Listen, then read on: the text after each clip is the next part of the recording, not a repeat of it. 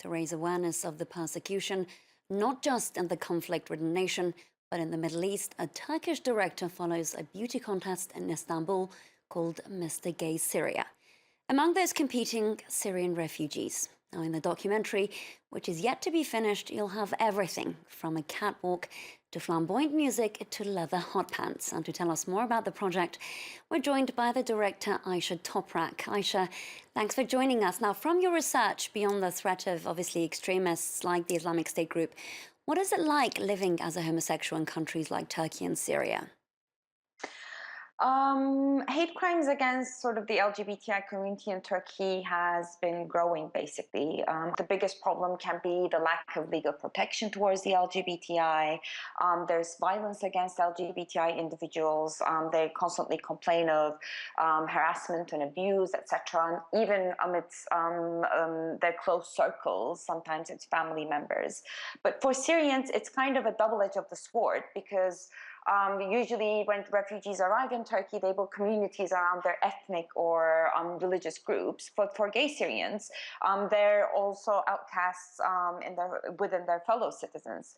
So rejected by their communities and being gay and in a Turkish society, they have a lot of difficulty finding housing and jobs. Usually, most of them need to become sex workers, which can be quite dangerous.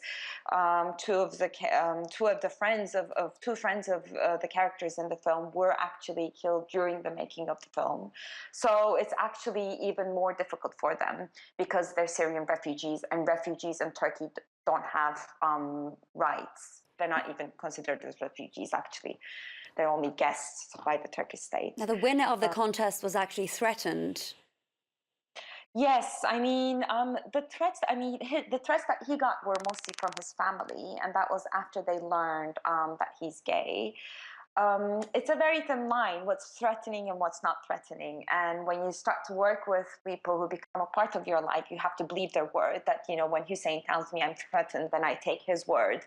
And it does happen within families, but sometimes families, it's also a way of sort of closing connection off with your son, etc. So I don't know how real the threats are, but just the fact that somebody has to, even if it's not true, just the fact that somebody would say that they're threatened in itself is very problematic.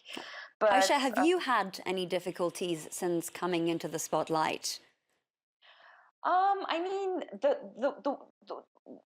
the one place where it came to the spotlight was the crowdfunding campaign, actually, because before that it was only within the funders and the filmmaking team that the people who knew about the film were only those.